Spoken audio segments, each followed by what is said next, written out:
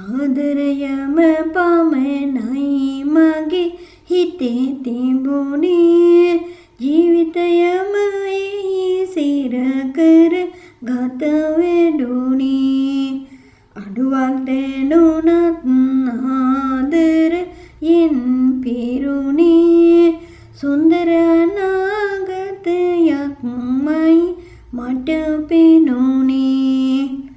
මව්පියෝ වෙන්නුනේ මාගෙන නොසිතාම තනි වුණ තනියට ආවේ නොදැනීම ආදරයෙන් මත් වී ගත සිත වෙනසීම සිදුවන පසුයි දැනුනේ ජීවිතේ පෙරදීම දරුසෙනෙහස දුන් මාපියෝ වෙන්වන්නේ දරුවෙකු සදරා තනියුනේ දරුවෙක්නේ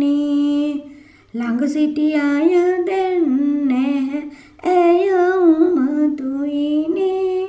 මනස බිඳුණු පසු කවුරුද ඔසු